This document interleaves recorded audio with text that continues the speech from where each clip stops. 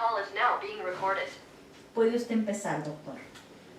Sí, muy buenas tardes, mis queridos alumnos del taller de Crítica Literaria 1 de la Escuela de Literatura. Estamos acá reunidos con motivo de nuestra sesión número 11, correspondiente a la semana sexta, ¿no? En la que debemos definir también el tema del examen, ¿no? El tema que les permitirá obtener una calificación.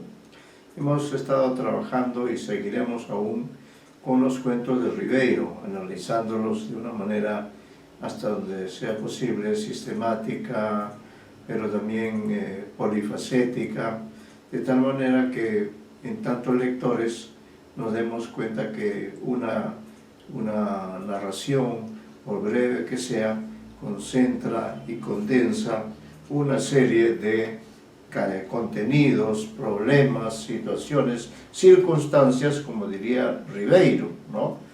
En realidad, lo que nos muestra en este relato que no hemos terminado de leer y que terminaremos de leer ahora, es una circunstancia también, o un par de circunstancias, ¿no? Que son producto de la vida cotidiana. Ribeiro es un autor realista, es un autor que trabaja con el día a día. De pronto ese narrador que hay en él capta alguna secuencia de vida o una circunstancia que tiene un inicio, tiene un desarrollo, tiene un clímax y tiene un desenlace, ¿no?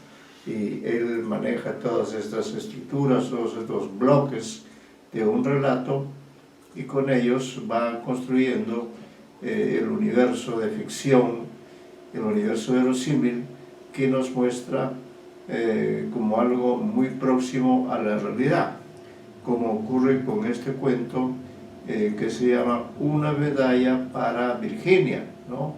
El título ya lo hemos adelantado y ustedes también lo entienden, es un título simbólico, ¿no? Al mismo tiempo es un título crítico. Adelante, señor Vizcarra. Muy buenas tardes. El señor Vizcarra es el primero en ingresar al aula virtual.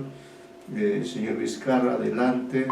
Estamos esperando la presencia de sus demás compañeros para terminar de leer este relato, Una medalla para Virginia, que en realidad lo estoy leyendo yo, pero he asignado a cada uno de ustedes una tarea específica para que luego podamos conversar.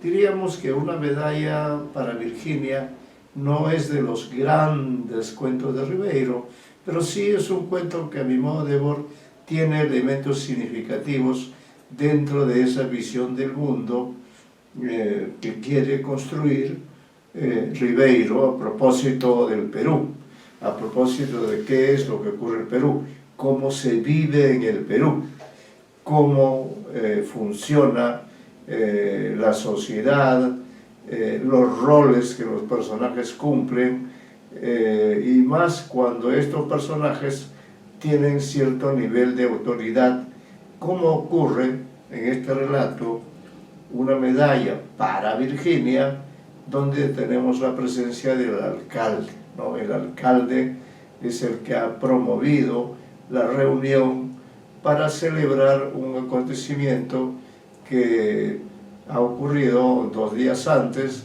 Virginia, una jovencita de unos 15 años aproximadamente, ha salvado de la muerte en el mar a la esposa, a Rosina, si no me equivoco, la esposa del alcalde, ¿no? Entonces, con motivo de esta primera parte que ya hemos leído, el alcalde, de su propia iniciativa, y después de regresar de manera rápida de Lima, ha organizado esta ceremonia para otorgar una medalla para Virginia, ¿no?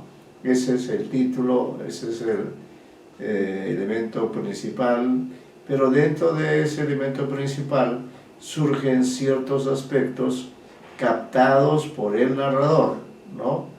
Y puestos a disposición de los lectores para que los lectores podamos advertir, diríamos, la doble personalidad que tiene este alcalde, que por una parte supuestamente es generoso, es responsable de sus actos y por ello quiere adelante, por favor. También hay otro alumno, está ya presente el señor Vizcarra, está presente también el señor Ignacio Rosas, a quien también hemos asignado una tarea porque él también está viniendo a estas clases, ¿no? Entonces también está ingresando, si no me equivoco, Loero, ¿no? Loero, a quien, si no me equivoco, también a todos les hemos asignado una tarea específica en tanto lectores, a la vez que yo, Loero, sí, también está presente, Loero, está presente Vizcarra, está presente Ignacio. Ellos son los que hasta el momento están presentes, ¿no? Y vamos a esperar un minuto, pero mientras tanto también habría que pensar en el examen parcial, en qué va a consistir, diríamos, el examen parcial que vamos a tomar, que vamos a implementar en la 8ª semana. Como hemos trabajado en este taller de crítica, principalmente el análisis de Ribeiro, tendrá que ser un cuento de Ribeiro que no haya sido considerado en la relación del sílabus y que sea, que a pesar de ello sea, diríamos, sea semejante en algunos aspectos, ¿no?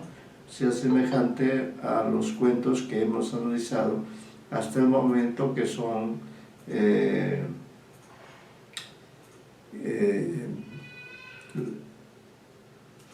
el primero, que fue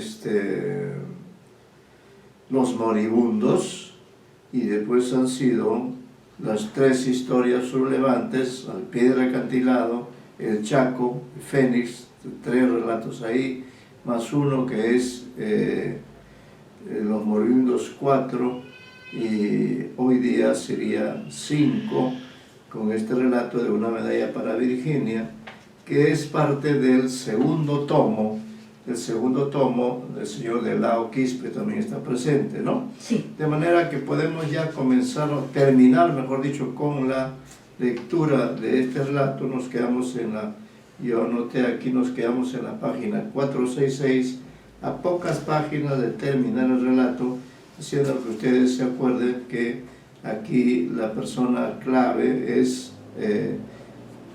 precisamente Virginia, cuyo nombre está escrito en el relato, ¿no? Entonces la pregunta es, ¿qué cosa es una medalla?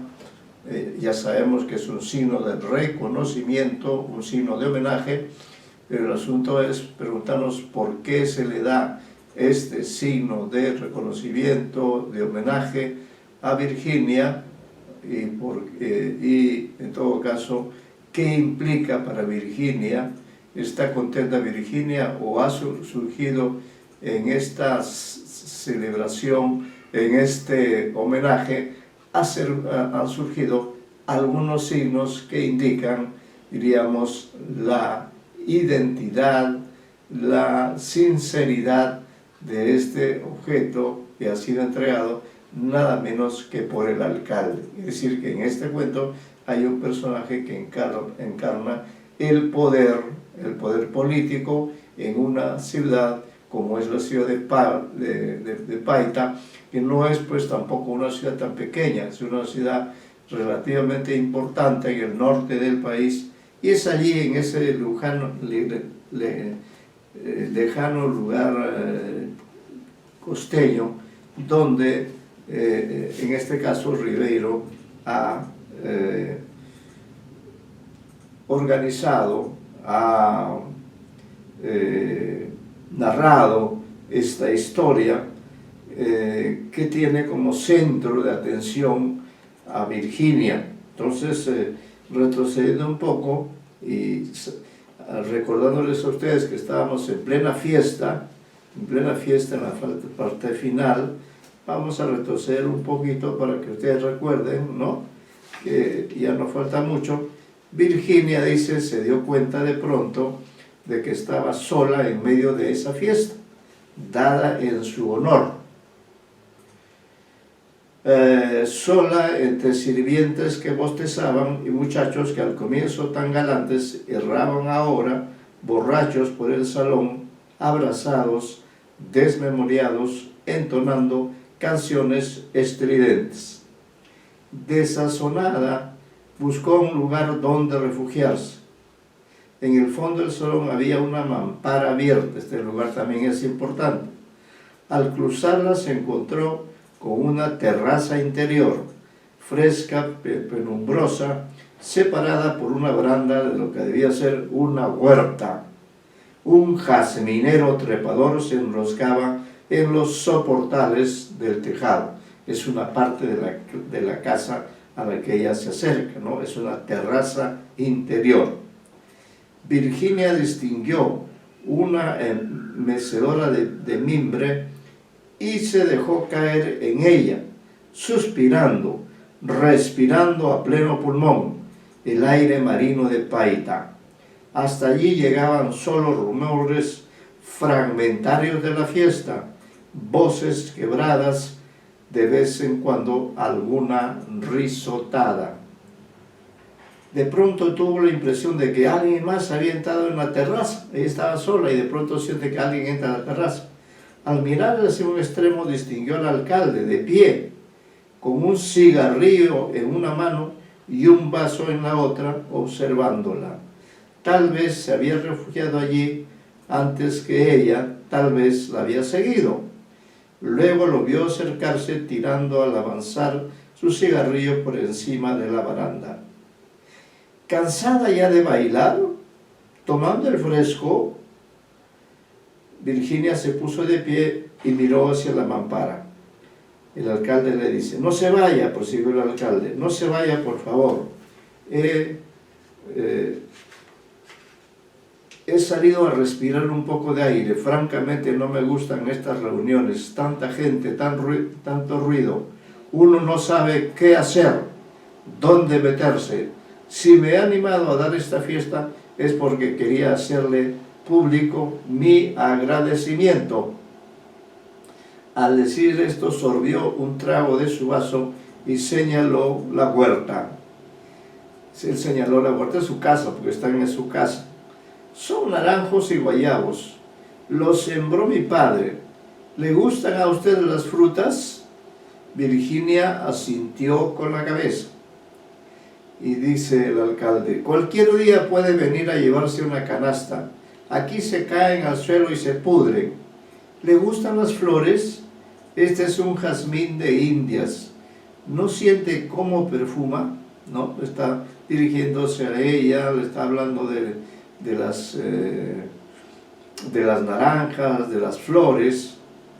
Yo tengo 3 macetas con geranios, dijo Virginia.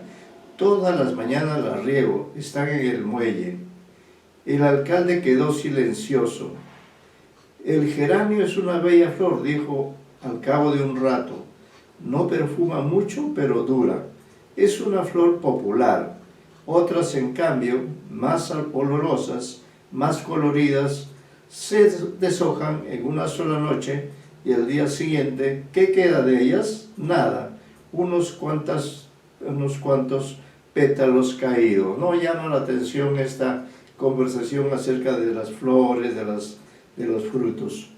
Virginia vio pasar un aerolito. Era una noche espléndida. Tal vez iba a saber la luna, pues tras los cerros se percibía un resplandor.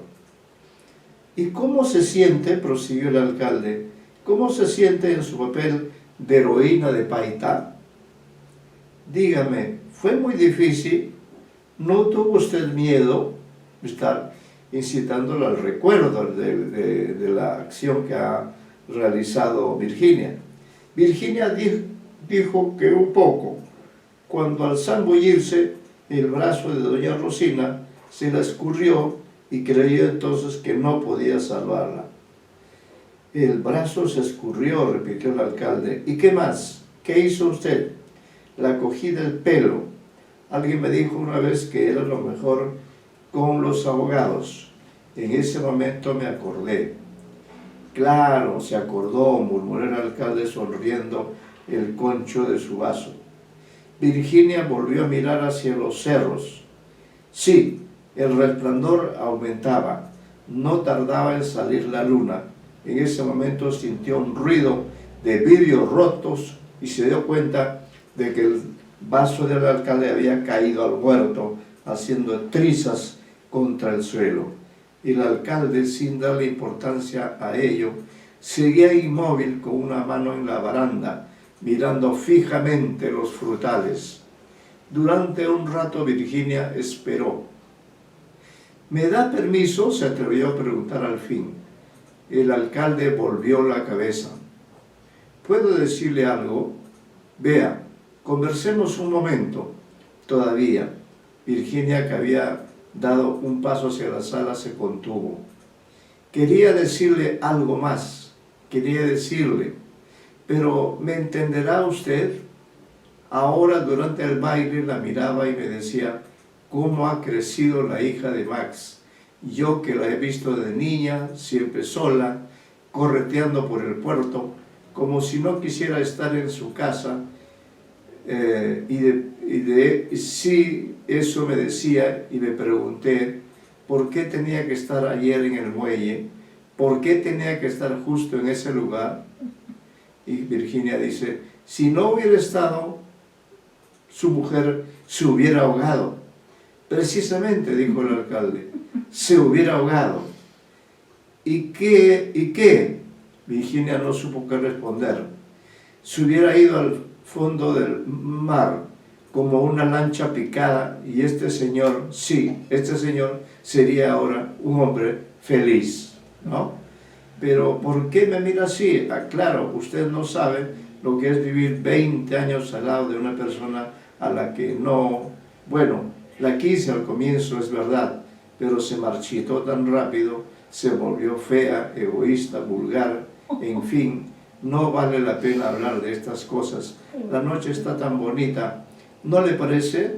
Y usted es tan... ¿Me promete que vendrá algún día al huerto a recoger un poco de fruta? De la sala llegó un barullo. Alguien parecía discutir. Virginia creyó escuchar la voz de su padre. «Disculpe», me dijo, y aprovechó para escabullirse. Al entrar a la sala distinguió un tumulto al lado del bar. Su padre, alentado por un coro de borrachos, había puesto las palmas de las manos en el suelo y trataba de pararse de cabeza. «Déjate de disparates, Max», gritaba su mujer. «¿Por qué tienes que estar haciendo siempre el payaso? ¿Por qué tienes que tomar así? Nunca lo he entendido. Hace 20 años que haces lo mismo». Su padre, azorado, se puso de pie, tratando de no tambalearse, abotonándose el saco con dignidad, sonrió a los asistentes, pidiendo excusas, pero de reojo lanzó una mirada rápida a su mujer, aparentemente benigna, como para comprobar de dónde venían los reproches, pero cargada de un sentido que solo Virginia en ese momento comprendió, ¿no? Allí termina pues esta sencilla, esta significativa historia que se llama Una medalla para Virginia. Ahora sí creo que podríamos conversar acerca de dónde está el significado de este relato o qué elementos quieren ustedes destacar. Por ejemplo, para este caso, yo había pedido que el señor de Lao Quispe nos dé algunos datos que haya podido captar referentes al narrador mismo. Siempre es importante referirse al narrador primero, de preferencia, porque toda historia siempre tiene un narrador, ¿no? Entonces, no sé si el señor de Lao, que está presente o no, sí está presente, nos puede dar algunos alcances acerca del narrador. ¿Qué podría usted señalar frente a qué tipo de narrador estamos? ¿qué características podía usted señalar como propios de este elemento importante que es el que ha creado esta historia, el que le ha dado esa estructura, ¿no?, particular a esta historia, señor Delao Quispe?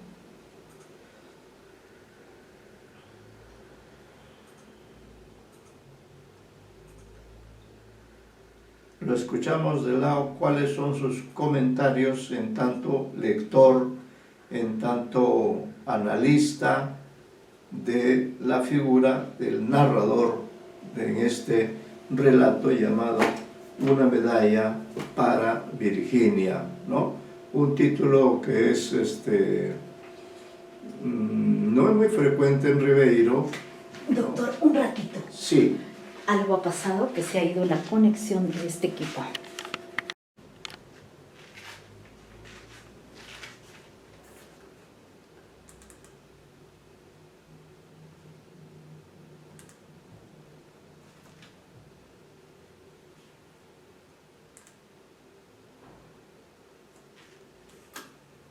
Deme un ratito. Ya. Ya, doctor, creo que ahora sí lo están escuchando. Se quedó Sí. en el señor Delao. Creo que habíamos... Sí. Hemos perdido la señal. Si perdimos la señal durante algunos minutos, eso habrá llamado la atención a ustedes, pero ocurre, ¿no? Ocurre. Entonces, ahora que hemos retomado la señal, ahora que sí nos estamos comunicando, sería importante la participación de todos ustedes respecto del narrador. Ustedes pueden hacer todos los comentarios posibles, pero para ordenar de alguna manera las intervenciones, hemos dado a cada uno de ustedes, de los que suele estar presente en clase, que son los que, bueno, acá he anotado, y por ejemplo le había asignado al señor Delao la función de decirnos algunas ideas, algunas observaciones que él quiera hacer con respecto al narrador de este relato llamado Una medalla para Virginia. ¿Qué destacaría usted? Por ejemplo, el hecho de que sin duda quien pone el título es el narrador, ¿no? Y ¿qué le sugiere entonces este narrador, que luego de ponerle título a la historia, ¿no?, por X motivos, al mismo tiempo nos cuenta una historia que se desenvuelve en el tiempo, así como hemos visto también que ha ocurrido en casos anteriores, ¿no? ¿Qué nos podría decir el señor Delao Quispe sobre el narrador, que es la tarea que a él hemos encargado que se fije especialmente de este relato de Julio Ramón Ribeiro, que nos parece que sí es significativo, ¿no? No será una gran historia, pero es una pequeña gran historia que nos permite ver, comprender, que nos permite percibir los roles que desempeñan las acciones humanas. Siempre las acciones humanas van a ser materia de atención del narrador, y este narrador, ¿no?, es el que ha puesto la atención en estos sucesos que además transcurren también en un tiempo que alguien también tratará de, pero particularmente le pediríamos, señor Delao, sus observaciones técnicas, sus observaciones específicas acerca del narrador, ¿no? Señor Delao, le escuchamos con toda la atención posible. Trate usted de hablar fuerte para que podamos escuchar lo que usted va a decir. Sí, profesor. A ver, primero con este cuento hasta ese... Estoy escuchando muy bajo. Sí, dígale que hable un poco más fuerte. Hable un poco más fuerte. ¿No me escuchan más fuerte? Deciden el volumen. A ver. Intente. Todavía sigue bajo el volumen. Por lo menos no capto bien qué es lo que usted quiere decir. A ver, voy a ver si es acá. A ver, dígale que hable, por favor. A ver, hable, señor de Lao. Ajá, ahora sí se me escucha más fuerte. Yo creo Ahora que un la escucho poquito, un poco un poquito mejor. mejor, sí. Ok. Entonces, para empezar con el narrador en este cuento. Primero es un narrador hetero digético, ¿no? O extra digético también parece. Es decir, no está dentro del mundo ficcional. Eso es lo que más resalta del narrador y su naturaleza, por lo menos al principio del cuento. Luego, lo interesante de este narrador, que a pesar de que es de lo digético y no está fuera de las acciones y fuera del mundo ficcional, sin embargo, lo interesante es ver cómo a veces algunas descripciones, en algunos momentos también, forma parte de una especie de juicio sobre las cosas que están pasando. Un juicio que está del lado, creo yo, de la protagonista, de Virginia. Hay momentos en los que se pone, podría mencionar así, del lado de Virginia. Por ejemplo, en el momento en el que salva a la señora Rosina y contempla su rostro, el narrador comienza a decir que lo juzga, ¿no? Lo juzga estéticamente. Dice, la dentadura es horrible y un par de cosas más, ¿no? O inclusive cuando están ya en la fiesta, también juzgan también a los personajes que se acercan un poco a Virginia, ¿no? Entonces, es un narrador fuera del mundo ficcional que conoce a los personajes, que conoce a los protagonistas bien, pero que de alguna manera se posiciona del lado de Virginia, ¿no? También podría llamarse quizás un estilo directo libre, tal vez, ¿no? Y eso creo que es bastante interesante, ¿no? También cuando está cerca, también cuando aparece Rosina en la fiesta, y Virginia la mira, ¿no? Entonces el narrador empieza a describir el maquillaje de la señora Rosino y dice que es un maquillaje horrible, ¿no? Dice que no le quedaba bien, ¿no? Entonces eso es lo que me llama la atención de este narrador, aparentemente fuera del mundo ficcional, pero que toma cierta posición en sus decisiones, ¿no? Es muy interesante eso. Es un narrador sin duda omnisciente, podríamos decir, heterodigético, puesto que las acciones del relato en su conjunto no se realizan en un solo lugar, sino suponen un desplazamiento del espacio y suponen también un desplazamiento del tiempo, ¿no? Porque el relato por lo menos dura, por decir, unas 48 horas, ¿no? Y los sucesos se centralizan, uno, el peligro de ahogamiento y la acción de salvataje, vamos a decir así, que realiza Virginia, y dos, es la medalla para Virginia, que a su vez es un suceso que permite hurgar en otras cosas. En todos los casos es un narrador que se desplaza de un lugar a otro, que está al tanto de todo, ¿no? No podríamos decir que ingresa en la psiquis de ninguno de ellos, pero sí reproduce lo que cada uno de ellos piensa y nos permite, a pesar de, diríamos, de ser la única oportunidad en la que él está recreando la historia, sin embargo nos da ciertos datos que permiten imaginarnos los comportamientos cotidianos de ciertos personajes, por ejemplo, entre ellos el padre de Virginia, ¿no? Nos da ciertas ideas. Muy bien.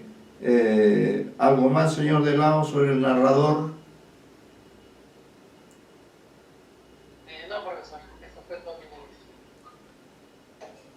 Bueno, a ver, en cuanto a la cuestión de los espacios, a ver a la señorita Apaza, espacios, objetos, cómo organiza todos estos elementos. Creo que ahí se podría hacer incluso un pequeño esquema, dónde ocurren los hechos, ¿no? Dónde y cuándo aproximadamente, y también si hay allí dentro de este dónde y cuándo, si hay algunos objetos que sean importantes en este relato, señorita Apaza.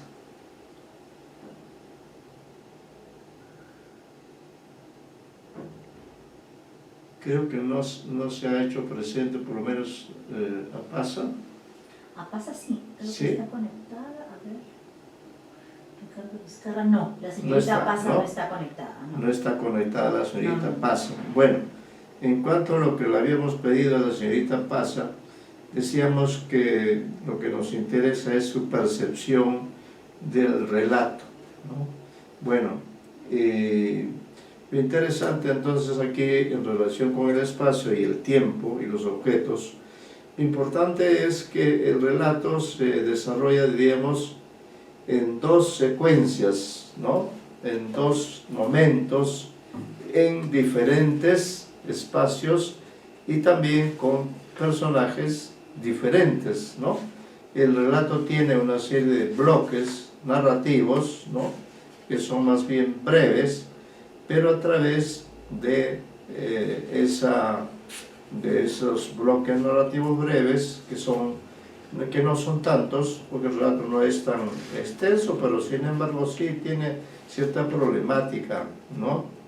Entonces, lo que también queremos destacar a través del diálogo de los personajes, porque ese es otro aspecto, por ejemplo, al cual podría referirse quizá el señor Meléndez Lenin, ya que él ha trabajado, por ejemplo, el diálogo. A ver, vamos a pedirle al señor Meléndez,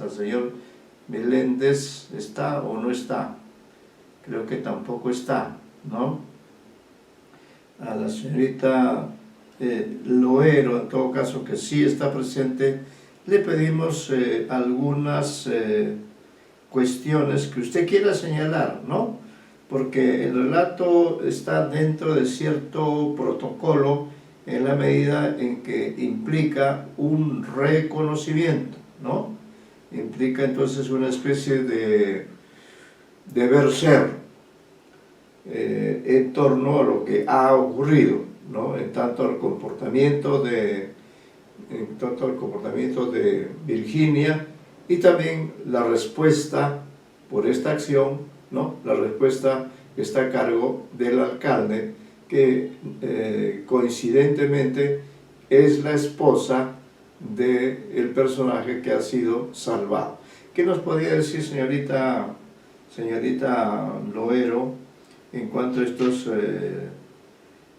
aspectos que están presentes? ¿Qué le llama la atención?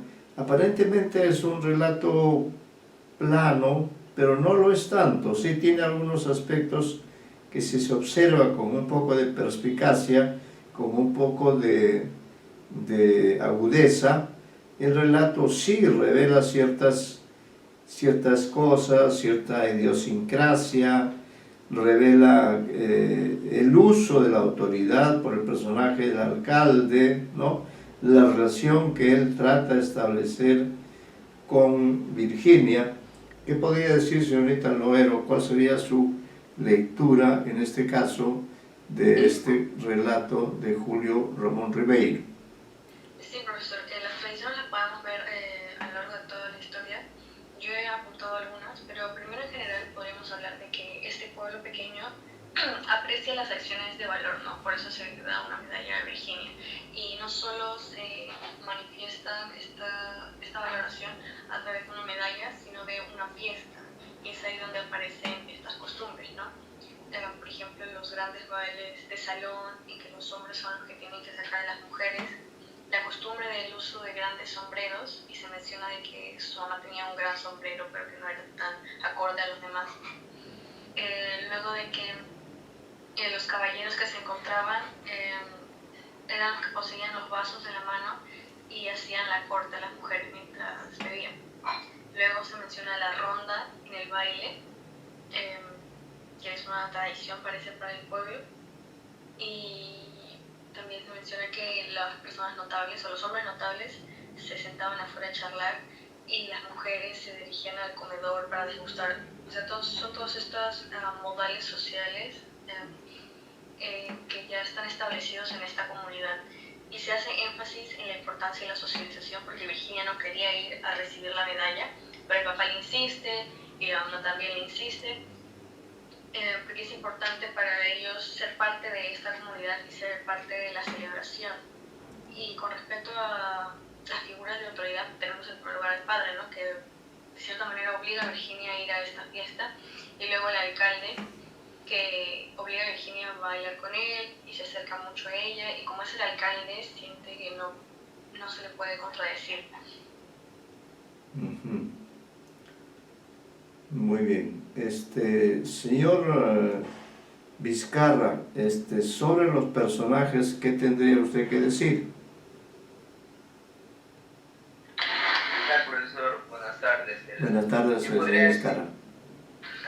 algo parecido a lo que, bueno, en corto, ¿no? Un pequeño énfasis del análisis total, que sería lo parecido al cuento del Chaco, la relación de los nombres con sus acciones. Claro. Un nombre de virginidad, ¿no? Bueno, de virginidad, de estar niña, ¿no? Para los voces del amor, que todo el escenario del cuento está alabando, ¿no? Como citó la compañera, los bailes hacen que el aspecto del cortejo sea algo normal. Claro. El tomar, ¿no? Y bueno, y para no abundar mucho, pero sí es relevante ahí el objeto de la flor. El objeto que por un pequeño instante, cuando a Rosina, a Virginia le está poniendo una flor en su vestido, el escritor pone preponderancia en este hecho, ¿no? Porque tal vez no es, en todo sentido no es vago, ¿no? Citar ello, el propio escritor escribirlo, bueno, y la flor, Rosina, que tiene nombre de rosa, y a la vez la relación, ¿no? Que hace el alcalde al decir que se ha marchitado su amor, ¿no? Entonces, por 20 años de que ha tenido, ¿no? Entonces, en ese sentido, los tres personajes principales serían Pamela, Virginia y Rosina, ¿no? Y el alcalde sería un personaje masculino, y entonces hay una relación entre masculinos y femeninos. Yo propondría en mi análisis que no hay personajes secundarios, y es que un personaje secundario, según mi criterio, ayuda a la creación del aspecto, ¿no? Hay bastantes de manera formal en el cuento, ¿no? Los alcohólicos, los padres de Virginia, todos ellos. Sin embargo, considero que el aspecto narrativo que imprime el narrador es el personaje principal, o sea, sirven más como narración. El diálogo genera esos espacios de personajes, no los personajes en sí, sino la descripción que de ellos se hace genera un ambiente en el cual propicia que se haya esta contradicción, ¿no? Entre el alcalde dando un diálogo bonito a favor de la medalla de Virginia, y luego contrario, ¿no? Entonces ahí se revela la doble cara del alcalde. Entonces, pero también hay un doble aspecto en Virginia, ya que Virginia, por ser niña e inocente y primeriza en los aspectos del amor, además es contrapuesta por sus valores de valentía al meterse al mar, y con su modestia al no querer recibir y decirle a Pamela, salvar a un hombre no es gran cosa, ¿no? Entonces, así es. A la corta edad de menos de 20 años tendrá. Claro. Entonces, muestra un aspecto contrario, ambiguo, que se explicita en el alcalde, ¿no? El alcalde es notorio porque, con su doblez de discurso, pero en Virginia también es notorio con su forma de ver. Entonces, luego está entre los personajes, aparte de mujer-varón, están pobres y ricos, ¿no? La vergüenza de sus padres, la forma en que Virginia se siente un poco avergonzada por sus padres, por el sombrero de la madre, por su padre. Eso contrasta, ya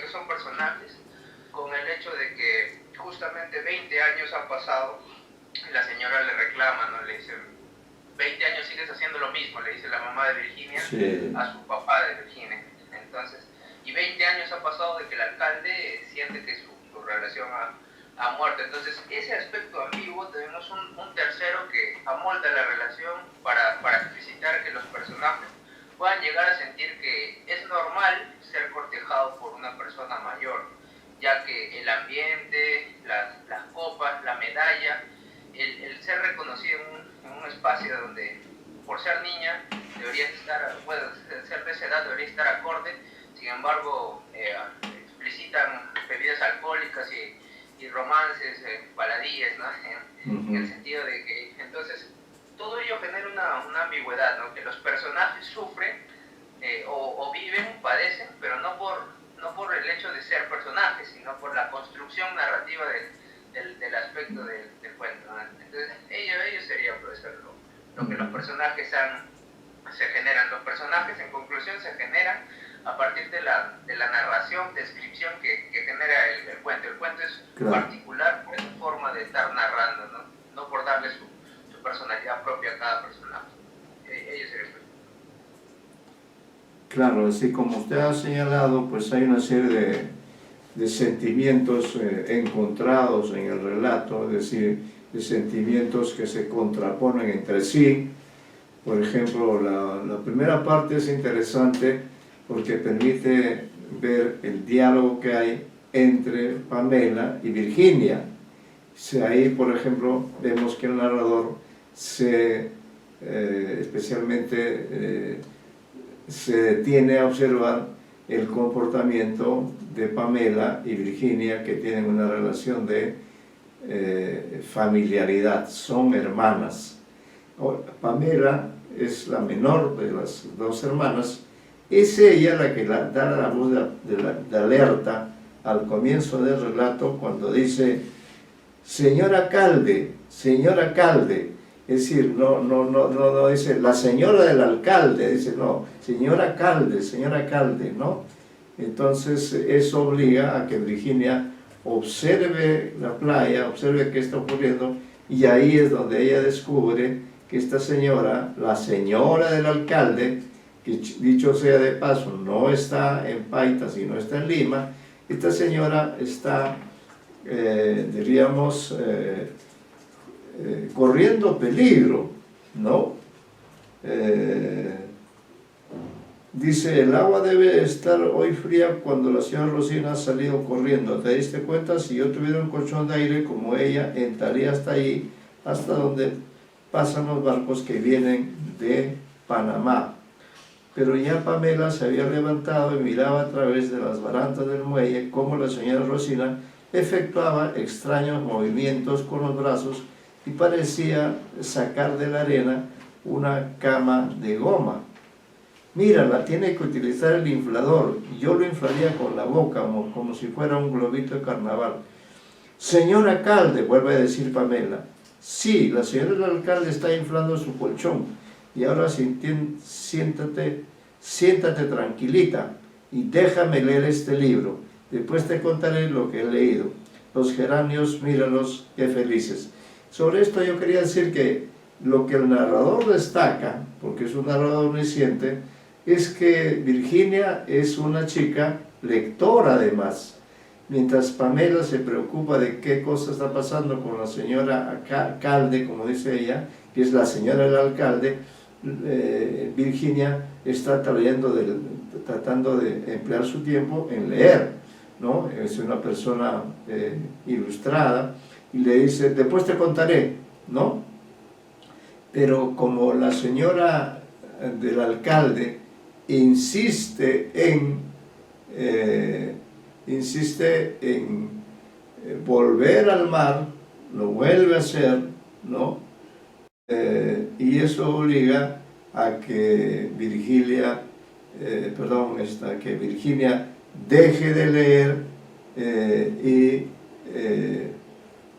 se concentre ahora bien en la tarea de salvarle la vida, ¿no? Virginia dice, se levantó para coger a su hermanita del brazo, pero este brazo seguía extendido hacia el mismo punto lejano. En los ojos de la pequeña había una lucecita de ansiedad. Rápidamente Virginia volvió la cabeza hacia el mar y pudo ver a lo lejos el colchón de aire, sin su carga humana, mecido por los tumbos, al mismo tiempo que escuchaba un grito que distinguía un remolino alrededor de un brazo. En un instante Virginia se había quitado su vestido y sus sandalias. «Corre a la casa, llama a papá», y desde lo alto del muelle se lanzó de cabeza, describiendo una perfecta parábola, es decir, se resalta el comportamiento heroico, el comportamiento de valentía de Virginia, ¿no? Dice, vigorosamente comenzó a nadar, es decir, que el narrador abunda en los detalles que muestran la acción de salvación, la acción heroica que está realizando Virginia. Dice, vigorosamente comenzó a nadar hacia el anillo espumoso que había dejado el cuerpo al hundirse. Mientras veía que el colchón vacío avanzaba hacia ella en la cresta de un tumbo, se dio tiempo para echarle una mirada circular hacia atrás y pudo percibir el muelle, donde Pamela seguía de pie, aferrada a la baranda y la playa, atacada en ese momento por una ráfaga de voraces patillos. Entonces es, digamos, la parte más de mayor suspenso en la primera parte, porque es el momento en que la señora Rosina está corriendo peligro por su propia imprudencia, ¿no? Pues decir, por su insistencia de ingresar al mar. Entonces, ¿qué hace Virginia? En vez de quedarse parada o pedirle auxilio a alguien, ella misma entra en acción. En ese sentido, sí tiene pues solvencia decir que es una heroína, porque dice, vigorosamente comenzó a nadar hacia el anillo espumoso que había dejado el cuerpo al hundirse, mientras veía que el colchón vacío avanzaba hacia ella en la cresta de un tumbo. Se dio tiempo para echar una mirada circular hacia atrás y pudo percibir el muelle, donde Pamela seguía de pie, aferrada a la baranda y la playa, atacada en ese momento por una ráfaga de voraces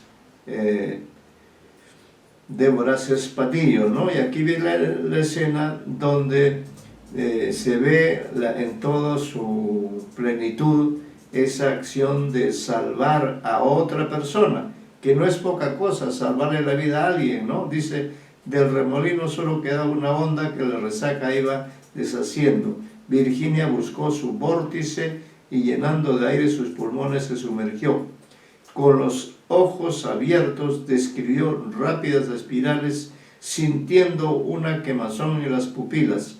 Al fin, en ese elemento vidrioso y turbio que la comprimía, distinguió una pierna deforme por la refracción, que parecía trazar un lánguido paso de ballet.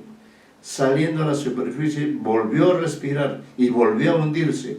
Sus dos manos retocaron el cuerpo inerte y tiraron de sus brazos, que se escurrieron luego del manojo de pelos que resistió, y pronto, al seguir tirando, sintió que la masa se elevaba, como si desde abajo lo hubieran impulsado.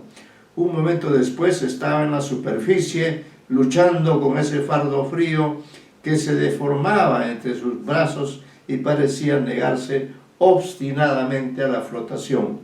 Pasándole un brazo por el cuello, pudo mantener a la ahogada de espaldas y con el otro brazo, lanzándolo rítmicamente hacia atrás, fue nadando hacia la orilla.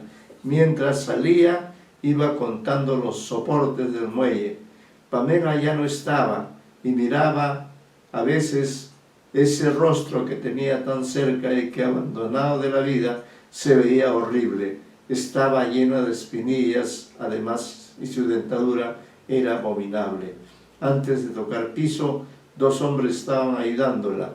Al final, uno de ellos corría por la orilla llevando el peso a la señorita Rosina, y del otro a la señora Rosina, y el otro trataba de socorrer a Virginia con un socorro que ella no había pedido. «Déjeme», protestó, al ver que estaba casi desnuda, con solo su calzón calado al cuerpo y el sostén a punto de desprenderse. Mientras corría hacia el muelle a buscar su ropa, vio que un hombre se había sentado a horcajadas sobre doña Rosina y delante de un grupo de testigos trataba de hacerla vomitar. Entonces toda esta primera parte del relato, que tiene varios bloques narrativos, se desarrolla pues en la parte introductoria del relato, se desarrolla en un ambiente marino que sin embargo pone en peligro la vida de Rosina, la señora del alcalde, y que ella logra salvarse gracias a la presencia, ¿no?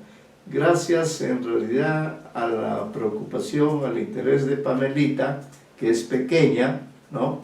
Pero que le llama la atención esta suerte de intrepidez de la señora Rosina de meterse al mar imprudentemente, ¿no?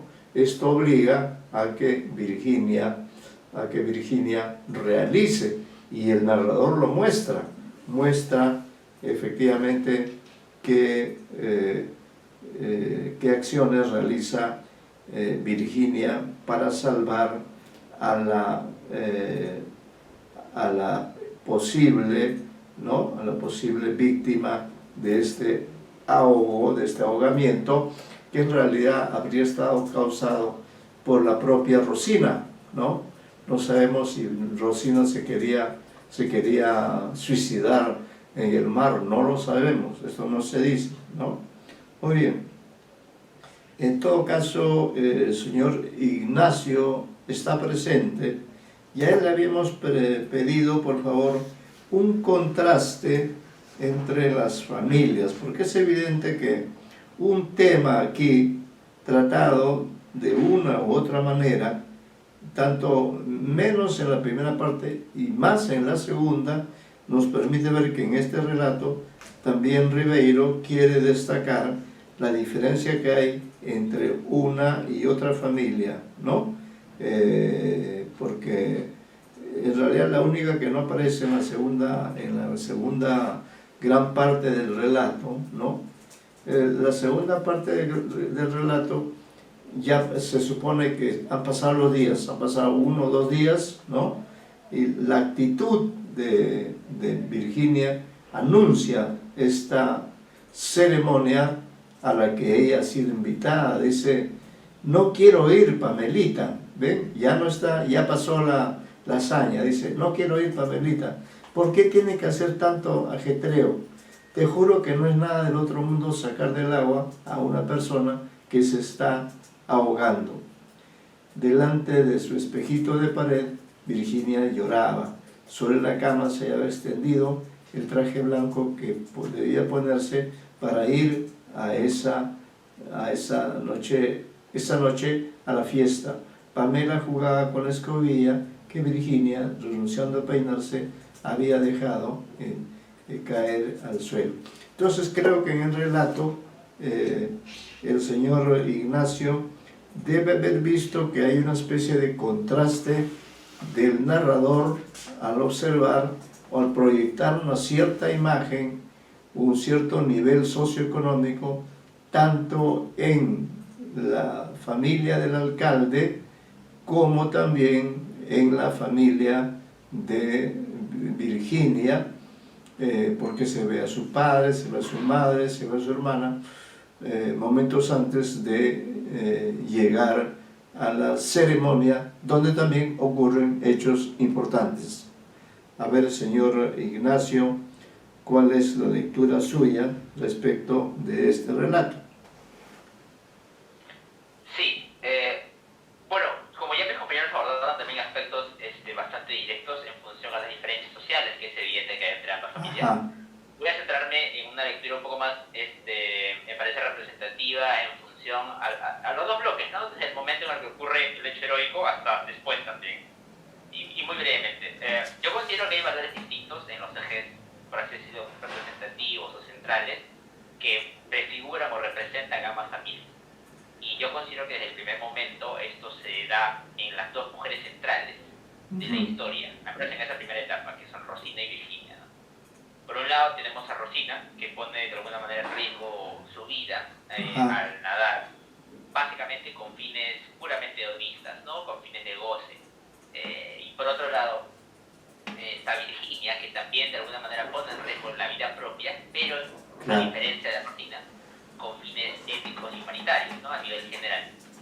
Ahora, esta divergencia que se presenta, por así decirlo, en el primer bloque narrativo, considero que es la que va a sedimentar un poco el segundo bloque narrativo, la segunda secuencia, por así decirlo, cuando se busque precisamente prefigurar el entorno para la entrega del reconocimiento al valor heroico de Virginia, ¿no? Y que justamente es donde ya se permite distinguir, además de obviamente las características generales, estas dos dimensiones disímiles entre ambas familias. Ya como probablemente muchos compañeros hablaron también, en el segundo bloque es cuando el alcalde está por entregar esta fiesta conmemorativa, ¿no? Cuando, como usted lo mencionó también, profesor, se ve la actitud de Virginia, ¿no? Ante el deseo de sus otros familiares de poder asistir a ese reconocimiento, ¿no? Ella, como bien dijo usted, se niega, ya que precisamente, como hace un momento expliqué, esta acción que la lleva a sacar a la esposa del alcalde está más impulsada por un deseo, o mejor dicho, por un carácter ético o moral que por el propio deseo de reconocimiento, ¿no? Y es un poco de alguna manera lo que le molesta cuando su hermana le pregunta si asistirá y ella responde que no, y no entiende por qué hace muchos entregos, ¿no? Ahora, cuando Virginia minimiza esto, también lo hace no solo por estas convicciones éticas, sino porque de alguna manera siente una suerte de recelo, distancia o margen, por así decirlo, y es justamente lo que ya mis compañeros complementaron, que se establece inherentemente, por así decirlo, entre la interacción entre la familia pudiente, por así decirlo, en términos generales del alcalde, y la de ella, ¿no? Que es una familia bastante pobre. Ahora, esto sucede, digamos, cuando de alguna manera, por ejemplo, Virginia siente que las hijas del alcalde son un poco egoístas, o malagradecidas con ella, o tienen ciertas miradas que desde su perspectiva configuran esta suerte de distancia, que es lo que de alguna manera también le desanima a asistir a la fiesta de un inicio, ¿no? Ahora, de hecho, Virginia no solo crítica, y como ya mencionaron mis compañeros también, de este modo de existencia, de vivir, de perspectiva de la familia del alcalde, sino también de la propia. Por ejemplo, con su padre, ¿no? Que siempre está buscando llamar la atención, por así decirlo, ¿no? Siendo la burla o el foco de las risas de toda la reunión social, ¿no? Claro, sí. Y lo mismo sé con la madre, ¿no? Que, bueno, para ponerlo en el argot popular desde la perspectiva de Virginia, podría considerarse un poco guachafa, bueno. Y ahí es donde la madre entra en este dilema y de alguna manera ella culpa a su marido de su condición ¿no? de la forma de vestimenta que tiene. Entonces, digamos que la mirada de Virginia es bastante equilibrada y balanceada en ese aspecto. Entonces, no quiero decir neutral, pero por lo menos tiene una mirada bastante crítica con respecto a los efectos negativos de ambas familias. Lo cual es bueno, porque, nuevamente, en esta suerte de cuentos de índole de reflejo de la sociedad es muy difícil, tanto en praxis como en análisis crítico, no caer en el maniqueísmo. Entonces, entre lo bueno, lo malo, lo blanco y lo negro, ¿no? Sí, siempre hay matices importantes y la narración cumple muy bien con eso, y sobre todo en este aspecto crucial. Y bueno, a partir de ahí ya, esa creo que es básicamente la diferencia central entre las familias, que se prefiguran, como dije, desde el acto mismo heroico de la salvación ante las luces del alcalde, sí, pues. y como consecuencia de las interrelaciones, y después en la consecuencia de las interrelaciones de ambas familias. Ahora, ya me parece que posteriormente a este segundo bloque, ya casi al final, ya cuando el alcalde saca a bailar, por ejemplo, a Virginia, y hay esta suerte de deseo sexual, ¿no? O atracción en todo caso del alcalde por ella, ya escapa un poco al aspecto netamente de la familia y se inserta ya más a un nicho únicamente individual, pero de alguna manera también es parte de la consecuencia de estas interacciones, ¿no? Disidentes entre las familias. Esa era básicamente la lectura que quería aportar. Sí. Ahora, en general, una pregunta a todos sería si es que en este relato se configura una suerte de acoso del alcalde hacia Virginia. ¿Qué opinan ustedes sobre este hecho?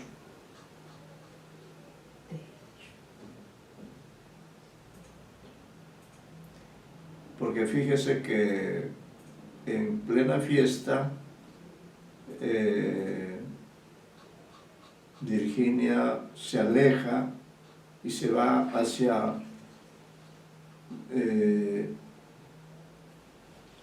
hacia un lugar donde había una mampara, dice, entreabierta. Al cruzarla se encontró en una terraza interior, fresca, penumbrosa, separada por una baranda en lo que debe ser una huerta. Un jazminero trepador se enroscaba en los soportales, ¿no? Entonces, ahí es importante el diálogo. Ya habíamos convocado a ver si tiene algunas ideas, aunque ya me parece que participó el señor Meléndez, pero quisiéramos, si es posible, que trate de ver el diálogo final, ese diálogo donde se muestran, creo yo, a mi modo de ver, se muestran las intenciones, ¿no? Es decir, que el comportamiento del alcalde es muy diferente en el momento en que públicamente homenajea a Virginia, ¿no? Y le agradece por haber salvado, porque si ella no lo hubiera salvado, hoy día, dice él, estaría llorando la viudez. Pero luego cuando conversa ahí en esa terraza, en esa mampara, alguien le dice todo lo contrario: ¿por qué tuviste que estar ahí? ¿No? Y le dice, ¿pero por qué? No, porque si tú no hubieras estado ahí, mi mujer se hubiera ahogado y ahora sería un hombre feliz, ¿no? Y haciendo una explicación le dice, sí, pues que al principio la quería, pero después ya no, además son 20 años, ¿no? 20 años de matrimonio, entonces se supone que ya el uno está harto de la otra. Igual eso también se repite para el caso de la familia pobre, porque la familia pobre también, ¿no? La señora dice que hace 20 años que no le compra un sombrero, ¿no? Entonces hay una conciencia del tiempo en ambas familias, tanto en la familia rica como en la familia pobre. Ahora, creo que lo más cuestionador desde el punto de vista narrativo es la conducta. Si no es un acoso sexual, en todo caso, es una conducta un tanto exagerada del alcalde, de hablarle de las flores, de los frutos, pero en un ambiente cerrado, ¿no? Y como sugiriéndole que ella puede volver a la casa, que puede visitar la casa, ¿no? A lo que Virginia se niega, ¿no? Porque ella tiene también su propia problemática, que es su familia, la madre y el padre, que son gente pobre, gente con poca vocación por asistir a estas reuniones fastuosas que organiza el alcalde.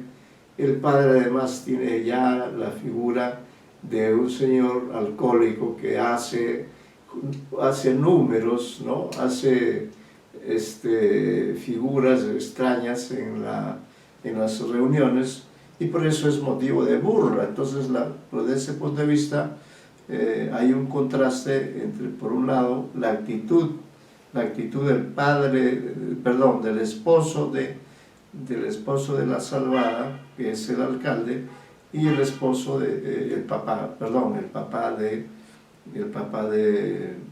Virginia, ¿no?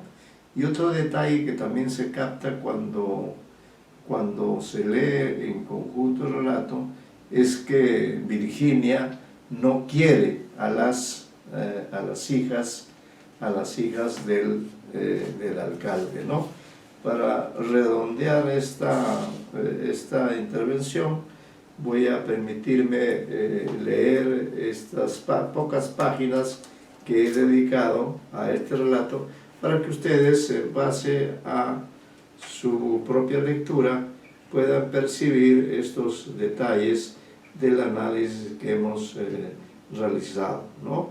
Entonces vamos a dedicar aquí, si acá está justamente, es un relato que podemos leer, tenemos el tiempo como para poder leer este relato y recoger a través de ese relato algunos de los hechos significativos de este relato, ¿no? Por lo menos algunos de los más significativos.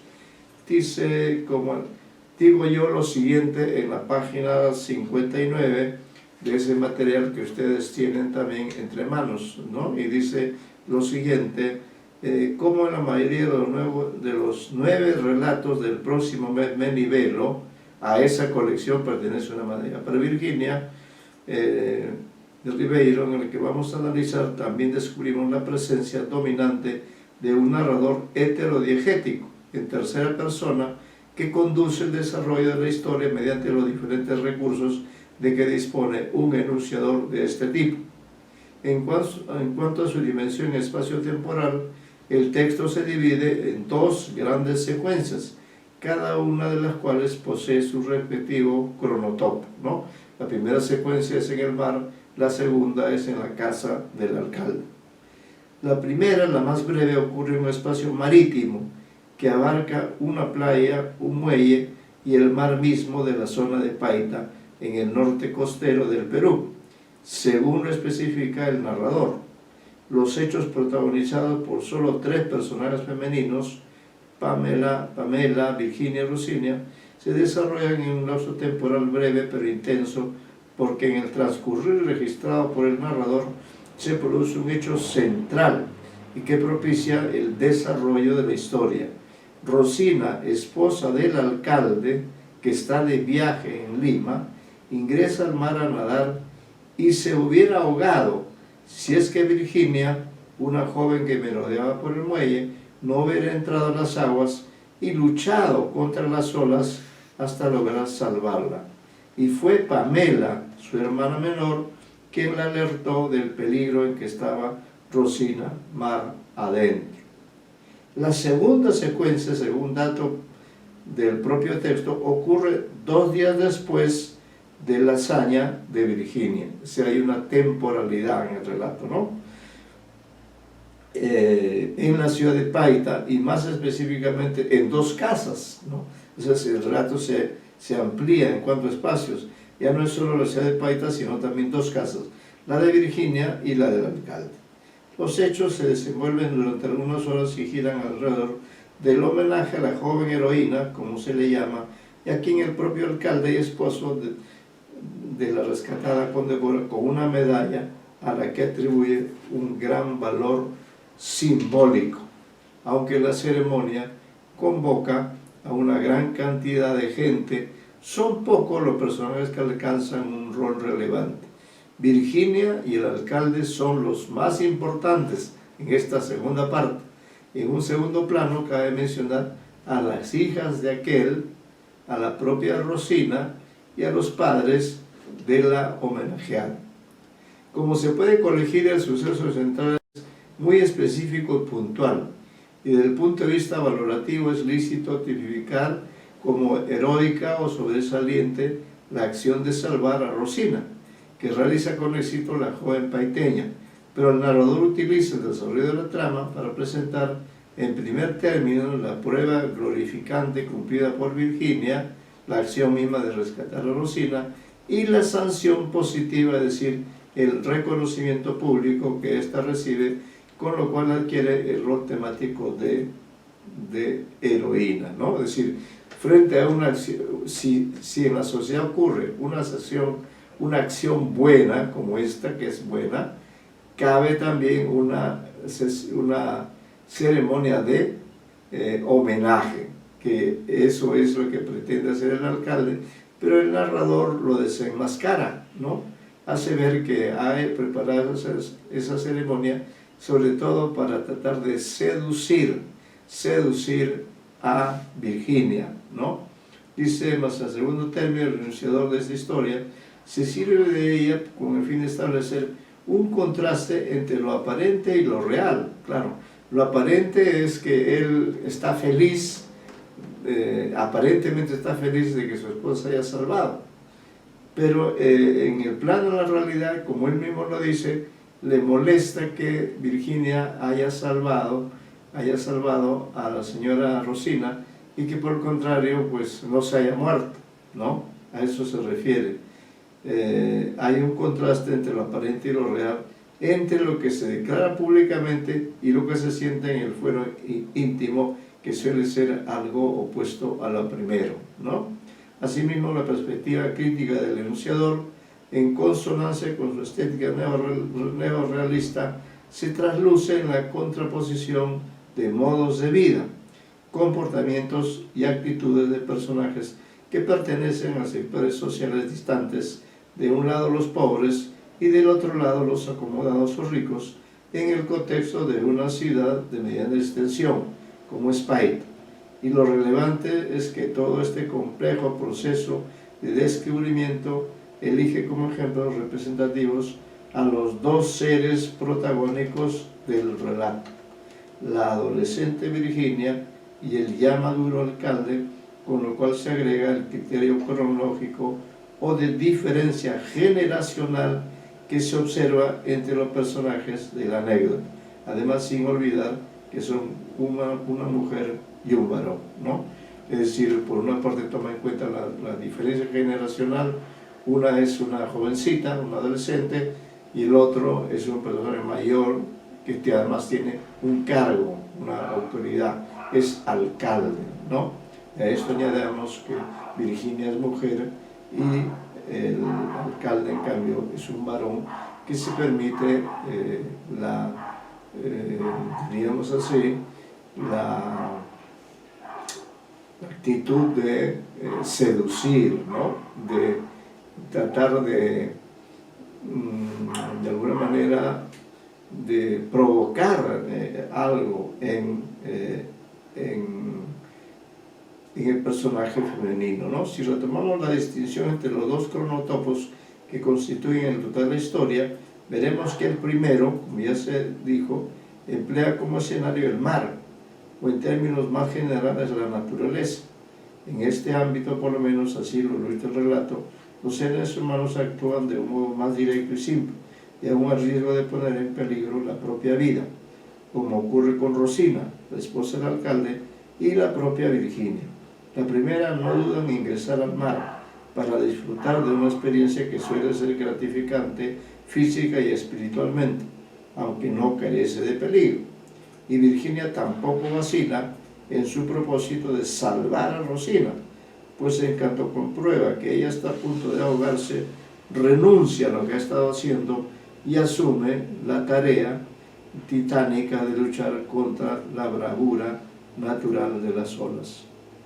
Mientras Rosina entró al mar, llevada quizá por motivaciones hedonistas, es decir, para gozar con el acto de bañarse, y ya sabemos que para los seres humanos en general el placer es vital y prioritario, en cambio Virginia también disfruta del nado. Ingresó a las aguas marinas impelida por razones éticas o monetarias. El apreciar el valor de la vida la llevó a arriesgar la suya propia, como en efecto el narrador detalla los denodados esfuerzos que hizo Virginia para rescatar a quien estaba ya a punto de ahogarse.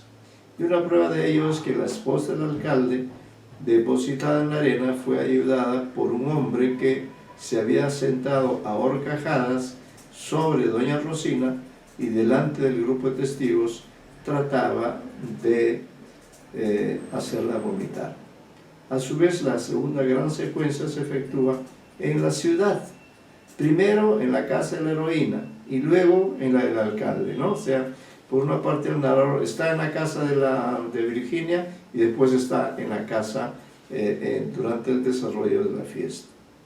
Primero en la casa de la heroína y luego en la del alcalde.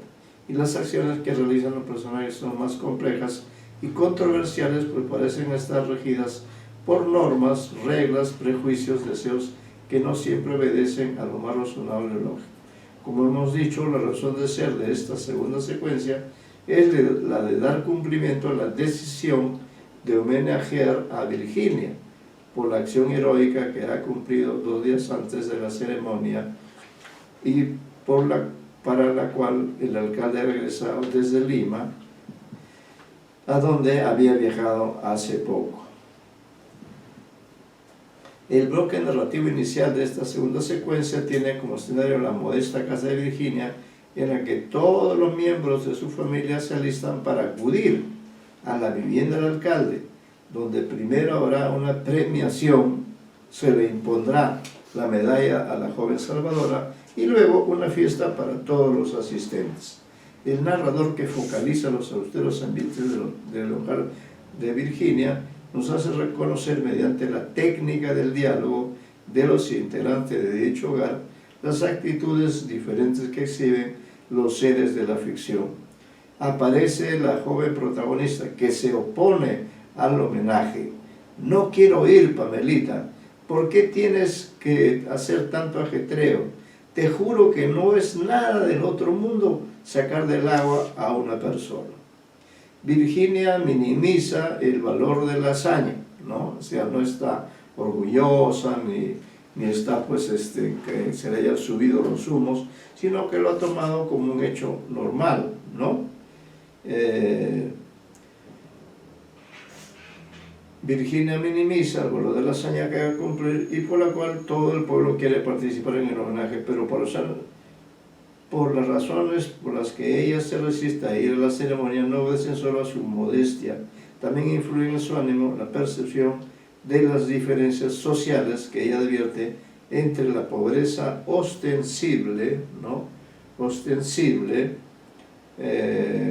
Que exhibe su familia, más el comportamiento risible de su padre y la solvencia económica del alcalde y de su familia, ¿no? A lo que debe agregarse la antipatía de Virginia por las hijas del burgomaestre, de las que dice que son egoístas, son feas.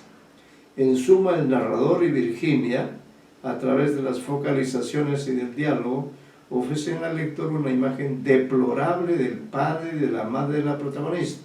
En especial, el primero de la pareja, por sus propias declaraciones, proyecta la imagen de alguien a quien le place hacer el ridículo ante los demás, mediante la realización de ciertas piruetas como pararse de cabeza, aunque siempre acabe cayéndose. La madre tampoco se libra de la mirada crítica de Virginia, quien la regaña por lo mal que luce el sombrero que se ha puesto para asistir a la reunión. La ama de casa no tiene mejor idea que la de culpar a su esposo por no haberle comprado otro, ¿no? El bloque narrativo segundo y último de la segunda secuencia se desarrolla en algunos ambientes de la amplia casa del alcalde, en los cuales se significan la ceremonia de premiación de Virginia y la fiesta generalizada, y entre estos actos existe, como se verá, el contraste entre lo aparente y lo real, entre lo que se dice públicamente y lo que se desea en privado, ¿no? Lo más significativo de esta secuencia comienza con la llegada e ingreso de Virginia a la casa de la autoridad vecinal. El narrador da cuenta del recorrido de la protagonista mediante la mirada y los ojos de esta, pues transcribe lo que la joven ve y oye, ¿no? Veamos su percepción de las hijas del anfitrión. Virginia avanzó rectamente hacia ellas y se detuvo a pocos pasos. Las dos muchachas se consultaron entre sí y le extendieron la mano. «Te agradecemos lo que has hecho por mamá», dijo una. «Eres la heroína de Paita», añadió la otra. Virginia miraba sus vestidos, sus peinados. También observa que a sus padres y después en un salón contiguo a un grupo de muchachos y muchachas que apenas comenzó a tocar la orquesta, se abalanzaron al baile y envolvieron en él hasta Virginia, que por ser el centro de atención, danzó con varios y recibió solicitudes para narrar la hazaña que había realizado. Y es en ese jolgorio que la joven percibió que los ojos del alcalde no dejaban de mirarlo. O sea que verdaderamente Virginia sí se dio cuenta que el alcalde quería algo de ella, ¿no? En ese jolgorio que la joven percibió que los ojos del alcalde no dejaban de mirarla y la seguían por todas partes. Apreciemos cómo la focalización se concentra en ellos. Oscuros, soñadores, alineados entre las sienes canosas, un poco tristes, Estos ojos parecían poseer el don de la ubicuidad. Virginia los veía entre la gente que bailaba, entre la que conversaba al lado del bar, entre la que fumaba en la terraza, hasta que al fin, al terminar una pieza con una voltereta, los vio casi contra su rostro. ¿Bailamos?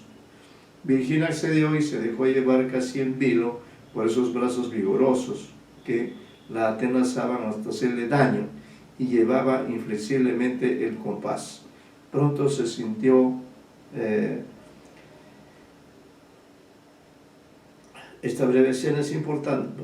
Bueno, dice el compás. Pronto sintió que aplaudían y se dio cuenta de que todos habían formado una ronda y los miraban sonrientes. Digamos, esta es una escena donde bailan el alcalde y Rosina. Y bueno, aquí es donde se dice lo siguiente. Esta breve escena es importante porque en ella se manifiesta el interés erótico del alcalde por la joven que salvó a su esposa. Y este deseo continuará hasta el final de la historia y a constituir sin duda la figura del acoso sexual.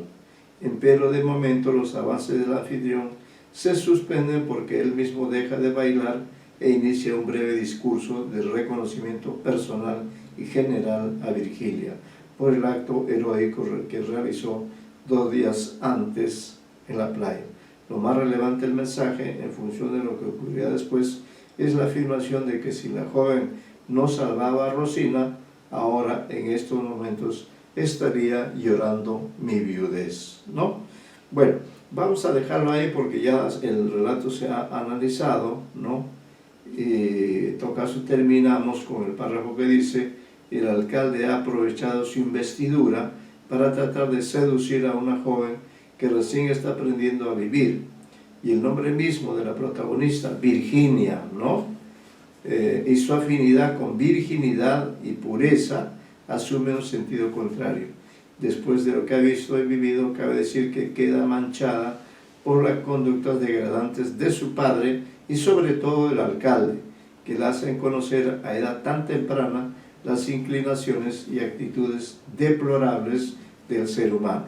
En suma, Virginia pasó del estado de inocencia en que había vivido a una conciencia de existir en un entorno inauténtico y frustrante, ¿no? Es decir, el relato muestra pues que este señor mayor de edad, que tiene una autoridad, aprovecha el hecho de haber hecho una ceremonia supuestamente en homenaje a Virginia, pero en el fondo lo que quiere es también seducir a Virginia, ¿ya? En la próxima clase analizaremos, leeremos y analizaremos el relato que está a continuación. Ustedes lo tienen también, que se llama, acá vamos a dar el nombre para que ustedes lo lean incluso antes, ¿no? Está aquí en la página, vamos a ver, sí, viene después de una medalla para Virginia, viene un relato que en cambio está caracterizado por la presencia de 2 personajes femeninos. Entonces les pido que lean este relato un domingo cualquiera, ¿no? Lean un domingo cualquiera, que es un relato breve, pero creo que también es un relato importante. Es decir, la importancia no está tanto en el hecho en sí, que puede ser no tan gravitante, pero sí en lo que significa la percepción de los diferentes tipos de jóvenes y las diferencias sobre todo marcadas por cuestiones sociales, que es lo que le interesa precisar a Julio Ramón Ribeiro. Bueno, quedamos ahí, entonces nos vemos en la próxima sesión. Muy buenas tardes. Profesor, perdón, tengo una pregunta breve. No me quedó claro qué lectura va a ser para el examen parcial. Ya. ¿La otra semana o la siguiente? Sí, Sí, favor. buena pregunta. Para el examen parcial tiene que haber un análisis, ¿no? Un análisis de un relato de Ribeiro que incluso habíamos quedado y ahora que me acuerdo, incluso habíamos quedado en que ustedes trabajaran, a partir de lo que también hemos hecho en el curso, trabajaran sobre todo en el relato El Chaco, que a mi modo de ver es el relato de todos los que hemos visto hasta ahora, el más importante. Entonces, ya ustedes han leído, han analizado el Chaco, el examen entonces consistiría en un análisis, ¿no? En un análisis, narratológico, puede ser también sociológico, cultural, sociocultural del relato El Chaco, ¿no? Que como sabemos es parte de el libro Tres historias sublevantes. Entonces, como ese es el relato con el que hemos trabajado en clases pasadas, queremos que ustedes, además tienen ahí el comentario que yo he hecho, pero me gustaría que ustedes agreguen a partir de este análisis y con otras fuentes informativas, hicieran un análisis en forma de ensayo, un ensayo con bibliografía, por cierto, de aproximadamente unas 10 páginas, porque con ustedes estamos trabajando constantemente en los diversos textos. Entonces quedamos así, ya, en que el examen parcial va a ser un análisis exhaustivo, un análisis con bibliografía correspondiente acerca del Chaco, que es el relato al cual le hemos dado bastante importancia, recuerden ustedes, y es un relato complejo y que muestra pues las características contradictorias que existen casi en todos los relatos, como hoy día, por ejemplo, al leer Una medalla para Virginia nos damos también cuenta que hay también una división entre ricos y pobres. Igual ocurrió en el Chaco, y es sobre todo sobre esta historia ambientada en la sierra, ¿no? Un lugar muy diferente al del relato de hoy, que queremos que ustedes analicen todos los aspectos que usualmente estamos considerando. Eso será el examen que será para la semana 8, ¿no? Durante la semana 8 ustedes entregarán ese análisis del Chaco. Ya lo habíamos señalado en una clase anterior, y ahora que usted me lo preguntó, se lo repito, le digo, el análisis va a ser del Chaco, ¿ya? Así quedamos entonces. En todo caso, algunas precisiones haremos en la próxima clase. Vamos a poner todo en el Classroom. En el Classroom, sí, se va a poner en el Classroom también para que ustedes puedan ahí tener la información, tanto para los que vienen como para los que no vienen. ¿Ya? Muy buenas tardes y nos vemos. Listo, profesor, gracias. Hasta luego. Hasta luego.